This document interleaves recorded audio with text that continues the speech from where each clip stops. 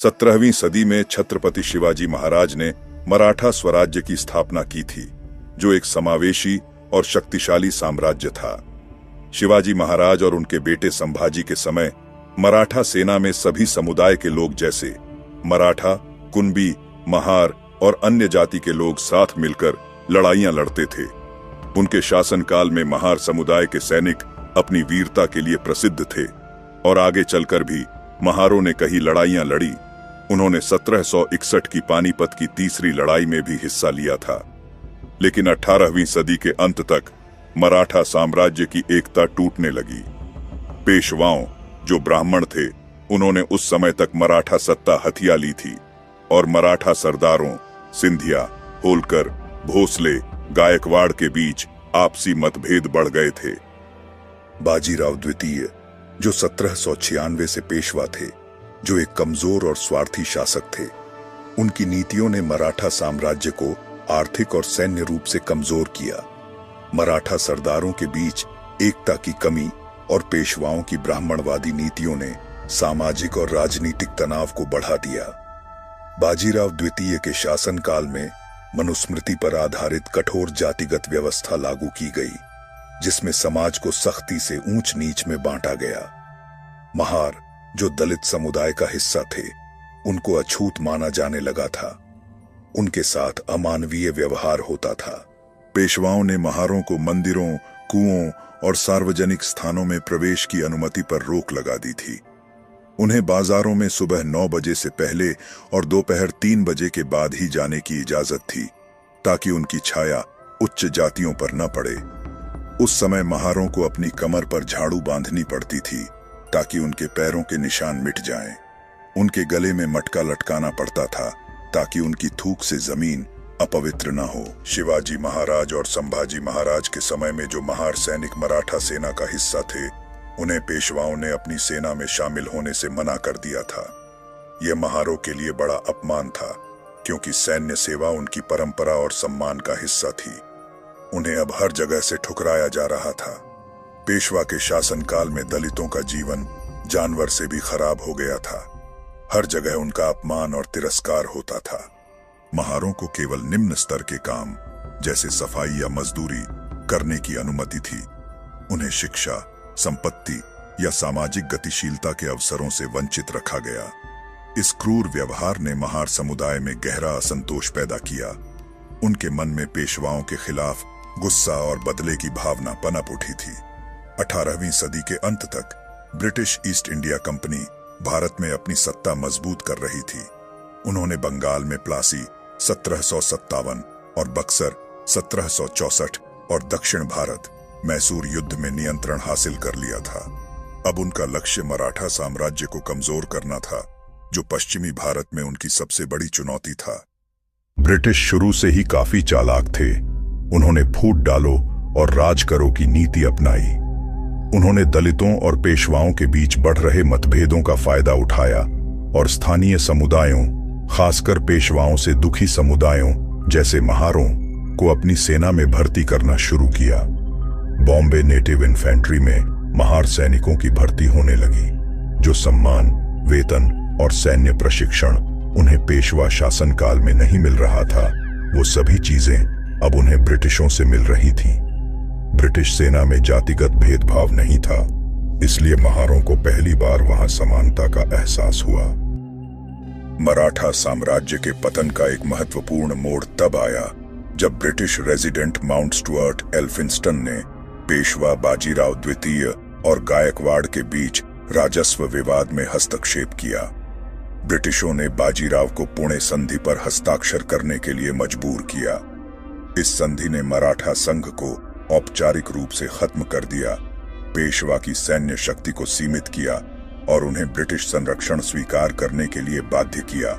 पेशवा को अपने कुछ क्षेत्र ब्रिटिशों को सौंपने पड़े। बाजीराव द्वितीय के लिए यह संधि अपमानजनक थी। उन्होंने इसे अपनी सत्ता पर हमला माना और ब्रिटिशों के खिलाफ विद्रोह की योजना बनाई। पुणे, जो पेशवाओं की राजधानी थी, अब ब्रिटिश प्रभाव में आ चुका था। ब्रिटिश रेजिडेंट एल्फिंस्टन और उनकी छोटी सेना पुणे में तैनात थी। बाजीराव, जो अपनी सत्ता वापस चाहते थे, उन्होंने गुप्त रूप से अपनी सेना को संगठित करना शुरू किया।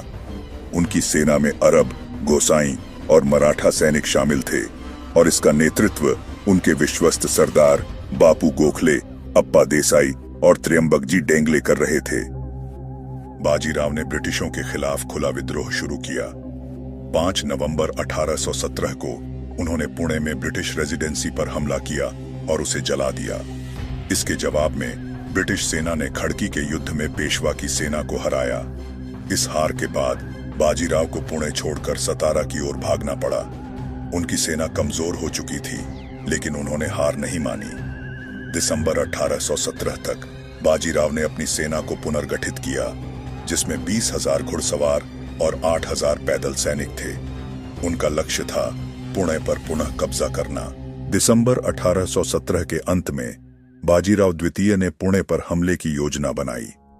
उनकी गुप्तचर सेवा ने सूचना दी कि ब्रिटिश सेना पुणे में कमजोर स्थिति में है, क्योंकि उनकी मुख्य सेना जनरल जोसेफ स्मिथ के नेतृत्व में कहीं और व्यस्त थी। ये मौका देखकर बाजीराव ने अपनी सेना को पुणे की ओर बढ़ने का आदेश दिया। उनकी सेना विशाल थी, जिसमें अरब भाड़े के सैनिक, जो अपनी ताकत के लिए मशहूर थे, गोसाई योद्धा और मराठा सैनिक शामिल थे। बापू गोखले, जो एक अनुभवी सेनापति थे, उन्होंने इस हमले की रणनीति तैयार की। पुणे में British colonel Charles Barton Burr कम सैनिकों के साथ तैनात थे। उन्हें खबर मिली कि पेशवा की सेना पुणे पर हमले की तैयारी कर रही है। बार्टन ने तुरंत शिरूर में तैनात ब्रिटिश टुकड़ी से सैन्य सहायता मांगी। शिरूर में कैप्टन फ्रांसिस स्टॉन्टन के नेतृत्व में एक छोटी टुकड़ी थी, जिसमें कुल 834 सैनिक थे, जिसमें 500 महार सैनिक जो अच्छी तरह प्रशिक्षित और अनुशासित थे, 300 घुड़सवार जो गतिशीलता के लिए महत्वपूर्ण थे, 24 तोपखाने के सैनिक जो 2 6 पाउंडर तोपों के साथ थे। यह टुकड़ी छोटी थी, लेकिन अनुशासित और आधुनिक हथियारों से लैस थी।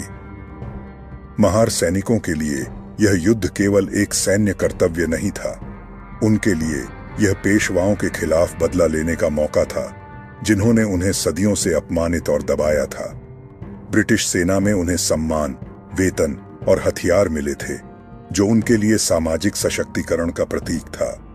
सूबेदार सिद्धनाक यशवंत जैसे महार सैनिक इस युद्ध को अपनी अस्मिता की लड़ाई मानते थे। उनके पास राइफलें, संगीनें और ब्रिटिश सैन्य प्रशिक्षण था, जो उन्हें पेशवा की सेना के सामने मजबूत बनाता था। 31 दिसंबर 1817 की रात कैप्टन स्टॉन्टन ने अपनी टुकड़ी को शिरूर से पुणे की ओर मार्च करने का आदेश दिया। रात भर का मार्च थकाऊ था।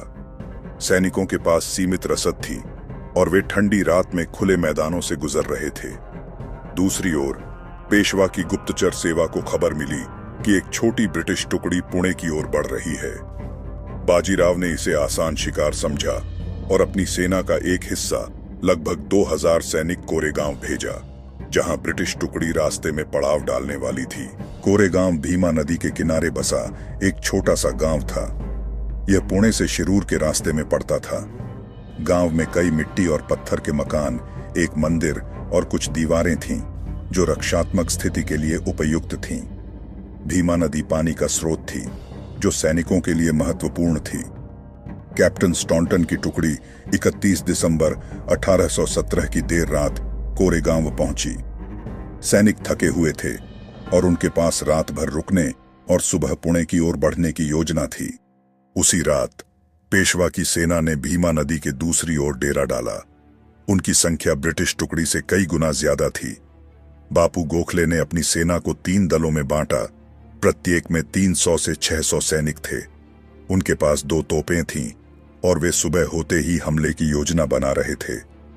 ब्रिटिश टुकड़ी को अभी तक पेशवा की सेना की मौजूदगी का पता नहीं था। सैनिक रात में विश्राम कर रहे थे, लेकिन कुछ महार सैनिकों को आसपास के माहौल पर संदेह हुआ। उनकी सतर्कता ने बाद में युद्ध में महत्वपूर्ण भूमिका निभाई। 1 जनवरी 1818 की सुबह जैसे ही सूरज उगा, पेशवा की सेना ने भीमा नदी पार की। उनकी तलवारों और भालों की चमक सूर्य की किरणों में चमक रही थी। बापू गोखले ने अपने सैनिकों को गांव पर 3 तरफ से हमला करने का आदेश दिया। कैप्टन स्टॉन्टन को अचानक हमले की खबर मिली। उन्होंने तुरंत अपनी टुकड़ी को युद्ध के लिए तैयार किया। ब्रिटिश सैनिकों ने गांव की दीवारों, मकानों की छतों और मंदिर को रक्षात्मक स्थिति के रूप में चुना। महार सैनिकों ने अपनी राइफलों और संगीनों के साथ मोर्चा संभाला। सूबेदार सिद्नाक यशवंत और लेफ्टिनेंट थॉमस ब्लैकऑल ने सैनिकों को प्रेरित किया। ब्रिटिश तोपखाने ने 2 6 पाउंडर तोपों से पेशवा की सेना पर गोले दागे। ये तोपें छोटी थीं, लेकिन सटीक निशाने के कारण प्रभावी थीं। पेशवा की सेना ने गांव को घेर लिया और भीमा नदी तक पहुंच को अवरुद्ध कर दिया। उनकी रणनीति थी कि ब्रिटिश सैनिकों को प्यासा और थका हुआ छोड़ दिया जाए। पेशवा की सेना ने गांव के मंदिर और एक तोप पर कब्जा कर लिया। अरब सैनिकों ने अपनी ताकत का प्रदर्शन किया और गोसाई योद्धाओं ने भाले और तलवारों से हमला किया, लेकिन महार सैनिकों ने हार नहीं मानी। लेफ्टिनेंट ब्लैकऑल ने एक छोटी टुकड़ी का नेतृत्व किया और मंदिर को वापस छीन लिया। सूबेदार सिद्नाक ने संगीनों के साथ पेशवा के सैनिकों पर जवाबी हमला किया, जिससे एक तोप भी वापस ले ली गई।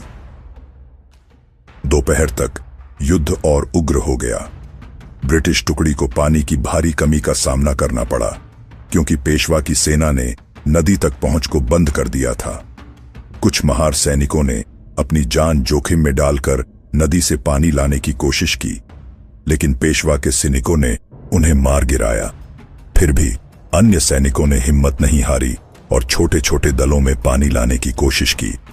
जैसे जैसे युद्ध आगे बढ़ा, गोला बारूद भी कम होने लगा। कैप्टन स्टॉन्टन ने अपने सैनिकों को आदेश दिया कि वे हर गोली को सावधानी से इस्तेमाल करें। महार सैनिकों ने अपनी राइफलों का उपयोग सटीकता के साथ किया, जिससे पेशवा की सेना को भारी नुकसान हुआ। युद्ध में ब्रिटिश टुकड़ी को भारी नुकसान हुआ। उनके 834 सैनिकों में से 50 पैदल सैनिक मारे गए, जिसमें ज्यादातर महार सैनिक थे। साथ ही 12 तोपखाने के सैनिक मारे गए। इस प्रकार कुल 275 सैनिक मारे गए। कुछ घायल हुए या लापता हो गए। पेशवा की सेना को भी 500 से 600 सैनिकों का नुकसान हुआ, जो उनकी विशाल सेना के लिए छोटा सा हिस्सा था, लेकिन उनकी हार का प्रतीक था। तकनीकी रूप से युद्ध में कोई स्पष्ट विजेता नहीं था। पेशवा की सेना पीछे हटी, लेकिन ब्रिटिश टुकड़ी भी पूरी तरह जीत नहीं सकी। लेकिन ब्रिटिश सरकार ने इसे अपनी जीत के रूप में प्रचारित किया, क्योंकि उनकी छोटी टुकड़ी ने पेशवा की विशाल सेना को रोक लिया था और उन्हें पीछे हटने पर मजबूर कर दिया था। युद्ध के बाद ब्रिटिशों ने कोरेगांव में जय स्तंभ, विजय स्तंभ बनवाया। इस पर 49 मारे गए सैनिकों के नाम अंकित हैं, जिनमें 22 महार सैनिक थे। यह स्तंभ महार सैनिकों की वीरता का प्रतीक बना। भीमा कोरेगांव की लड़ाई ने महार समुदाय को नया आत्मविश्वास दिया। उन्होंने पेशवाओं की ब्राह्मणवादी व्यवस्था के खिलाफ अपनी ताकत और साहस दिखाया। यह युद्ध उनके लिए केवल सैन्य जीत नहीं, बल्कि सामाजिक सम्मान और अस्मिता की लड़ाई थी। 20वीं सदी में डॉ. भीमराव अंबेडकर ने जय स्तंभ को दलित अस्मिता का प्रतीक बनाया। 1927 में उन्होंने इसका दौरा किया और इसे दलितों के लिए एक तीर्थ स्थल बनाया। हर साल 1 जनवरी को लाखों दलित कोरेगांव आकर शौर्य दिवस मनाते हैं।